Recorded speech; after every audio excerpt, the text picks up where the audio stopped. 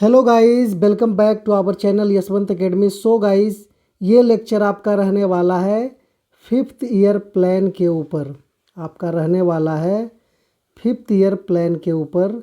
ये जितना भी फिफ्थ ईयर प्लान हुआ है और यहाँ से जितना भी क्वेश्चन बन सकता है, सारा का सारा क्वेश्चन आपको इसके अलावा कहीं बाहर जाने नहीं वाला है मेरे भाई। वन डे कोई भी एग्ज़ाम्स हो, इससे बाहर नहीं आपका जाने वाला है। तो चलिए शुरू करते हैं फर्स्ट फिफ्थ ईयर प्लान के बारे में। प्रथम पंचवर्षीय योजना ये 1951 से 1956 तक चला था। ये मॉडल पर जो आधारित थी, उस मॉडल का नाम है हैरोल्ड डोमर मॉडल। इसकी मेन जो प्रायोरिटी थी, कृषि का विकास और सिंचाई के लिए 1951 में प्रथम पंचवर्षीय योजना शुरू किया गया था। मेन रूप से कृषि पे फोकस्ड था। इसका लक्ष्य विकास दर कभी कभी एग्जाम में पूछता है मेरे भाई, तो 2.1% था। लेकिन जो हासिल हुआ था, जो अचीव कर पाया था, सक्सेस रेशियो 3.6%, काफ़ी ज़्यादा सक्सेसफुल रहा था। और इसी प्रथम पंचवर्षीय योजना के दरमियान कुछ प्रमुख कार्य भी हुए, जिनमें भाखड़ा नांगल परियोजना की शुरुआत करी गई, नींव रखी गई थी। दामोदर घाटी की नींव रखी गई थी और हीराकुंड जैसे बड़ी नदी घाटी परियोजनाएं शुरू करी गई थी प्रथम पंचवर्षीय योजनाओं के अंतर्गत। और यहाँ से क्वेश्चन आपका बहुत ज़्यादा बनता है। ये जो प्रमुख कार्य हो गए और ये जो आपका प्रमुख प्राथमिकता जो हो गया कि किसके ऊपर बनाया गया था, मेन प्रायोरिटी क्या थी, और ये मॉडल किस मॉडल पे आधारित थी मेरे भाई, तो ये पूछा गया था। इस तरह से क्वेश्चन एग्जाम में आता है। आपका द्वितीय सेकेंड फिफ्थ ईयर प्लान के बारे में जानिए, जो 1956 से शुरू हुई थी और 1961 तक चली थी। ये पीसी महालनोबिस मॉडल पे आधारित थी। इसकी मेन प्रायोरिटी थी देश में भारी उद्योग और तीव्र औद्योगिकीकरण लिखा है।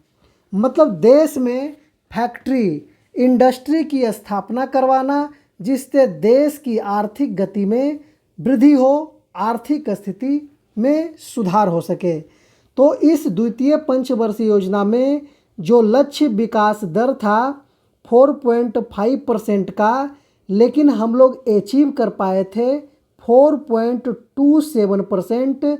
लगभग इसको सक्सेसफुल माना गया था। और इस द्वितीय पंचवर्षीय योजना के दरमियान जो प्रमुख कार्य हुए, जिसमें भिलाई छत्तीसगढ़ में जो भिलाई फैक्ट्री की स्थापना जो हुई थी, राउरकेला में ओडिशा में जो स्थापना हुई, और दुर्गापुर पश्चिम बंगाल में ये सब जो इस्पात फैक्ट्री की, स्टील प्लांट की स्थापना करी गई थी, द्वितीय पंचवर्षीय योजना के दरमियान ये सब करा गया था। तो मेन फोकस अगर प्रथम अगर पंचवर्षीय योजना मेन फोकस देखा जाए तो ये आपका फार्मिंग कृषि पे फोकस्ड था। द्वितीय आपका भारी उद्योग पे फोकस्ड था मेरे भाई। तो ये सब क्वेश्चन पे आपको ध्यान रखना है। तृतीय पंचवर्षीय योजना की तरफ चलते हैं। तृतीय पंचवर्षीय योजना जो 1961 से शुरू हुई थी और 1966 तक चली थी, जिसमें आत्मनिर्भरता पे जोर दिया गया था। और ये मॉडल था सुखमय चक्रवर्ती और जॉन सैंडी, जिन्हें गॉडगिल योजना भी कहा गया, इनके ऊपर ये समर्पित था। मेन जो प्रायोरिटी तृतीय पंचवर्षीय योजना के अंतर्गत था, कृषि तथा उद्योग दोनों एवं अर्थव्यवस्थाओं को आत्मनिर्भर बनाना, इसके ऊपर काम करा गया था। इसका जो लक्ष्य विकास दर था, टारगेट सक्सेस डेवलप रेशियो जो था 5.6% था, लेकिन हम लोग अचीव कर पाए थे 2.4% ही अचीव कर पाए थे। इसे फेल्यूर की कैटेगरी में रखा गया था मेरे भाई, अत्यधिक असफल हो गया था। इसका रीज़न था, असफलता का रीज़न था कि 1962 में भारत और चाइना का युद्ध हुआ था, जिससे भारत की स्थिति चरमरा गई थी। 3 साल बाद 1965 में फिर भारत पाकिस्तान युद्ध हुआ और 1965-66 में फिर भयंकर सूखा भी पड़ा था मेरे भाई, जिसके कारण जो हम लोग अचीव सक्सेस रेशियो बहुत कम ही कर पाए थे। और इस पंचवर्षीय योजना में बोकारो स्टील प्लांट की शुरुआत 1964 में इसकी स्थापना करी गई और हरित क्रांति की ग्रीन रेवोल्यूशन की नींव भी रखी गई थी इसी पंचवर्षीय योजना के अंतर्गत। इसके बाद शुरू हो गया था योजना अवकाश, जिसे प्लान हॉलीडे बोलते हैं, जो आपका चला था 1966 से लेकर के 1969 तक चला था। तीसरी पंचवर्षीय योजना के विफलता के कारण 3 साल जो युद्ध चला 1966, 67, 67, 68 और 68, 69, यहाँ 68 हो जाएगा, 68, 69 के लिए कोई पंचवर्षीय योजना नहीं बनी, केवल 1 वर्षीय योजनाएं लागू की गई थी। इसी दौरान भारत में हरित क्रांति 1966-67 में शुरुआत हुई थी, ग्रीन रेवोल्यूशन। चौथी पंचवर्षीय योजना की तरफ चलते हैं। चौथी पंचवर्षीय योजना आपका 1969 से 1974 तक इसका कार्यकाल था। ये आपका DR गॉडगिल मॉडल पे आधारित थी और इसका मेन जो प्रायोरिटी था अस्थिरता के साथ विकास और आत्मनिर्भरता। अस्थिरता के साथ विकास और आत्मनिर्भरता पर ये मेन डिपेंड था मेरे भाई। और जो इसका टारगेट सक्सेस रेशियो था 5.7%, लेकिन फिर इसमें हम लोग गड़बड़ा गए और हासिल हो पाया 3.3% ही आंशिक रूप से, क्योंकि नया नया अभी जो हम लोग युद्ध वगैरह से निकले थे, उभरे थे, तो थोड़ा ट्रैक पे लाने में कुछ टाइम तो लगता है और पूरा ये देश की बात थी, तो थोड़ा सा ये विकास दर लगभग 50% से ज़्यादा ही रहा था। चलिए, और इस चतुर्थ पंचवर्षीय योजना में जो मुख्य कार्य किया गया 1969 में 14 प्रमुख राष्ट्रीय बैंकों का राष्ट्रीयकरण किया गया। राष्ट्रीय बैंक नहीं, प्रमुख बैंकों का राष्ट्रीयकरण किया गया। और फिर 1974 में भारत का पहला परमाणु परीक्षण, जिसे स्माइलिंग बुद्धा नाम दिया गया, 1974 में किया गया था। पंचम पंचवर्षीय योजना की तरफ चलते हैं। जो पांचवी पंचवर्षीय योजना आपका था, जिसका कार्यकाल था 1974 से 1978, मॉडल था DP धर मॉडल। ये इसका मेन प्रायोरिटी था। पांचवी पंचवर्षीय योजना का मेन प्रायोरिटी था गरीबी हटाओ। कितने बार SSC के CGL पेपर में आया है कि गरीबी हटाओ का नारा किस पंचवर्षीय योजना के अंतर्गत दिया गया, तो यह आपका पांचवी पंचवर्षीय योजना के अंतर्गत दिया गया था। गरीबी हटाओ और आत्मनिर्भरता के ऊपर विशेष जोर दिया गया था। इसका लक्ष्य विकास दर था 4.4%, लेकिन अचीव हो पाया था 4.1%। पूरी तरह से सक्सेसफुल रहा और हम लोग जहाँ तक थोड़ा ज़्यादा ही अचीव कर पाए थे। और इसमें एकमात्र योजना जो थी केवल 4 वर्ष 1974 से 78 तक चला था। 1978 में मोरारजी देसाई की जनता पार्टी सरकार ने इसे समय से 1 वर्ष पहले ही समाप्त कर दिया था। समय पूरा होने से 1 वर्ष पहले ही इसे समाप्त कर दिया था, पांचवी पंचवर्षीय योजना को। और उसके बाद रोलिंग प्लान अनवरत योजना 1978 से 80 तक चलता रहा। जनता पार्टी सरकार द्वारा गुरनार मेडल की अवधारणा पर आधारित रोलिंग प्लान लागू किया गया। रोलिंग प्लान फिर आपका पंचवर्षीय योजना से 78 से 80 तक रोलिंग प्लान चला था और ये आपका गुरनार मेडल के अवधारणा पर आधारित था आपका, जिसे रोलिंग प्लान भी कहा जाता है। फिर छठी पंचवर्षीय योजना 1980 से 85 तक में फिर आ गया आपका पंचवर्षीय योजना 80 से 85। मॉडल था input output model. Input output model, इसकी मुख्य प्रायोरिटी थी गरीबी निवारण और रोजगार सृजन, आधुनिकीकरण। रोजगार सृजन और आधुनिकीकरण करना था। और इसका जो टारगेट डेवलपमेंट रेट था 5.2%, लेकिन हम लोग अचीव कर पाए थे 5.7%। ये भी सफल रहा था।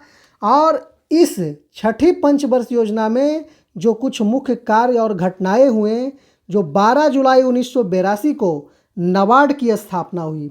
12 जुलाई, आपका 12 जुलाई 1982 को नाबार्ड की स्थापना हुई और 6 बैंकों का राष्ट्रीयकरण भी किया गया आपका छठी पंचवर्षीय योजना में। और 7वीं पंचवर्षीय योजना का टाइमलाइन था 1985 से 1990 तक, मतलब 1985 से 90 तक। ये मॉडल प्रणब मुखर्जी पे आधारित था और जॉन डब्ल्यू मिलर मॉडल पे आधारित था। प्रणब मुखर्जी मॉडल या फिर जॉन डब्ल्यू मिलर मॉडल भी आप कह सकते हैं।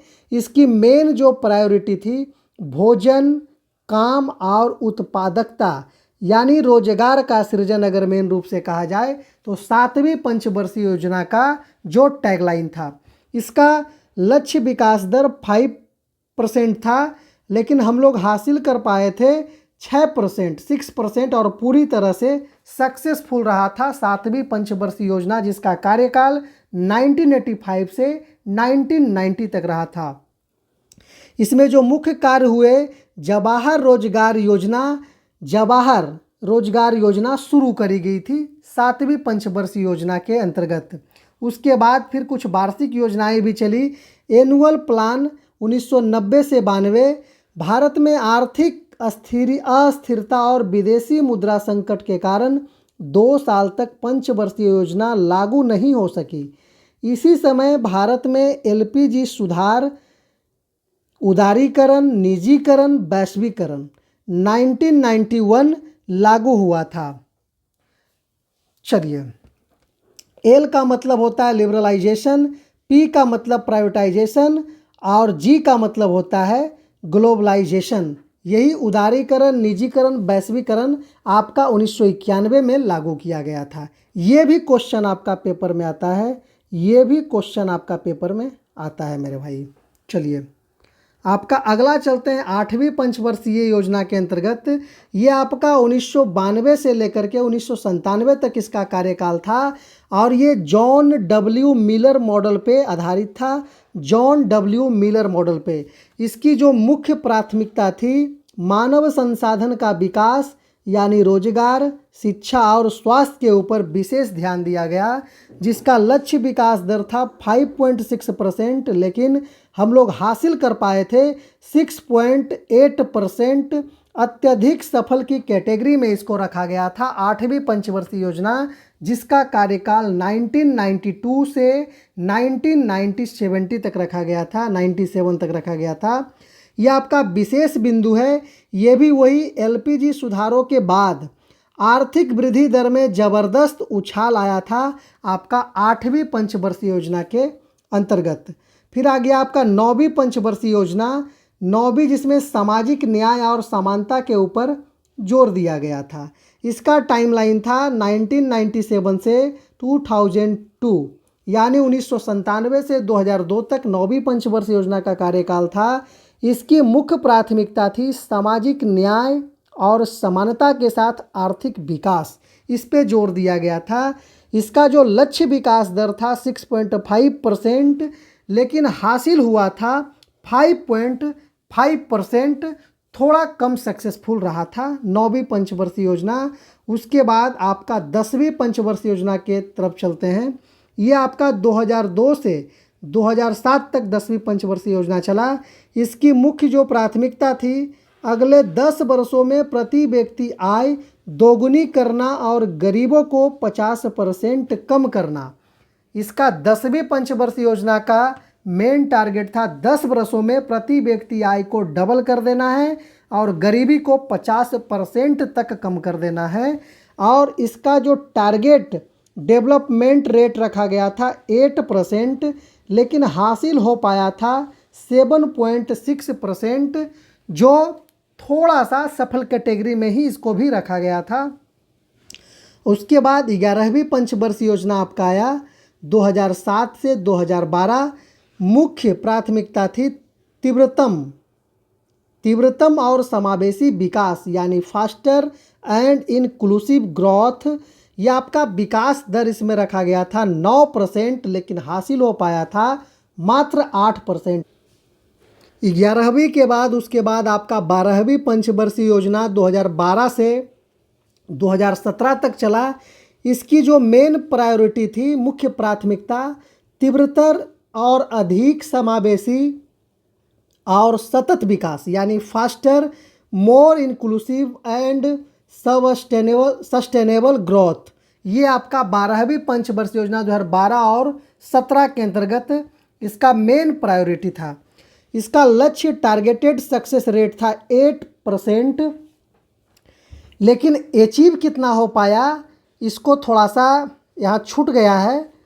चलिए, विशेष बिंदु जो था, यह भारत की अंतिम पंचवर्षीय योजना थी और इसके बाद 1 जनवरी 2015 को योजना आयोग को समाप्त करके नीति आयोग का गठन किया गया था। नीति आयोग का गठन हुआ था 1 जनवरी 2015 को, और नीति आयोग के जो चेयरमैन होते हैं वो आपका पीएम होते हैं मेरे भाई, प्राइम मिनिस्टर होते हैं नीति आयोग का चेयरमैन। तो आपका 10 से 12 मिनट 15 मिनट में ये सारा पंचवर्षीय योजना को एक झटके में ख़त्म कर दिया गया है मेरे भाई। तो चलिए, आपको बस एक सपोर्ट करना है कि 1 साल का हमारा मेहनत इस चैनल के अंतर्गत लगा है मेरे भाई। बस कुछ दिन और बचा है 1000 सब्सक्राइबर होने में। कृपया आपसे अनुरोध है कि हमारी मेहनत को बेकार मत जाने दीजिएगा। अगस्त तक हमको पूरा करना है 1000 सब्सक्राइबर, तो कृपया आपसे अनुरोध है कि बस एक सब्सक्राइब कर दीजिएगा मेरे भाई। बहुत ज़्यादा मेहनत करके ये सब करना पड़ता है, पढ़ाई भी देखनी होती है, तो थोड़ा सा इस चीज़ को समझिएगा मेरे दोस्त। धन्यवाद, फिर मिलते हैं आपको अगले लेक्चर में।